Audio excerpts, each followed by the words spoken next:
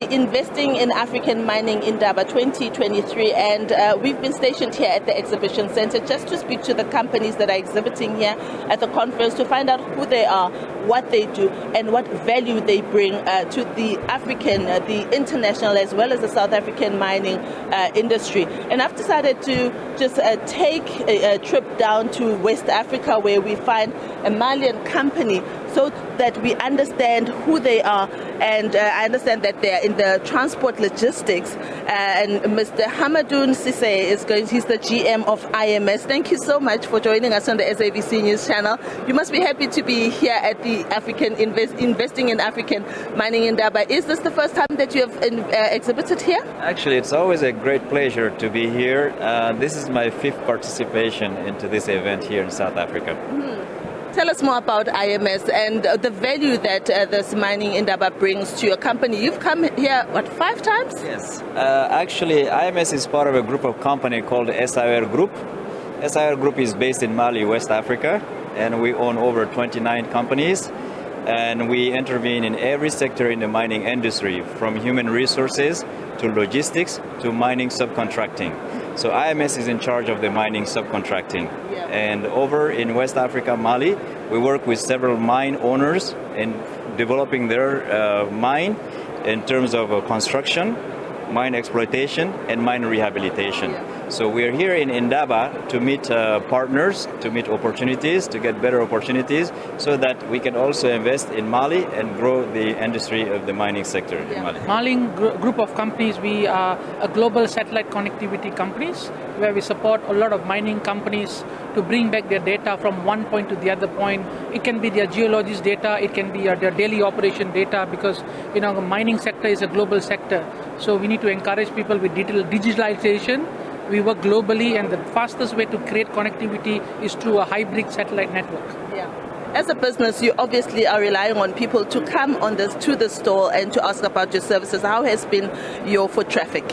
Foot traffic has been great. We meet our existing customers or our existing partners, and we get to know new companies who are interested to know what we do and to guide them into their exploration journey on connectivities and so on. Yeah. What do you make of the African mining landscape for 2023, seeing that a lot of industries are recovering from the pandemic, and of course there are these global energy challenges that we're not only experiencing in South Africa but in other African countries as well as in the West. So what do you make of that and the trajectory that it takes the mining industry globally? I think the last 2 years was just a pause for us to evaluate what's the best way to move forward. 2023 has speeded up a lot of mining projects, which shows that we need the raw material to create a lot of things in the world. With that, a lot of exploration has speeded up their progress, and they are doing quick decision.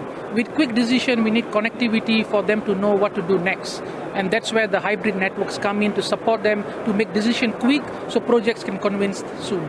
The biggest issue we're finding now is leadership skills. We're finding most of our, kind of like our supervisory field there's a leadership skill deficit there. And we find a lot of the time it's that people don't know what they don't know. And that's why we believe in coaching. So that's the one thing on the right now in most of the mines that we work on, which are mechanized mines, conventional mines, underground, open pit, plants, engineering. Those are the current skills we find out. But if you're moving into the future skills is digital.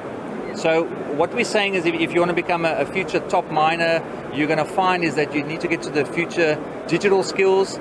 We're talking about remote stuff. I mean, we see guys, they're sitting in America and they're drilling in Africa. So those are really the more technical skills you need. But you can't take away leadership skills. Everyone needs a good leader. So those are the 2 things we say, focus on those. Thank you so much, Mr. Argent Brain, Managing Director at OIM.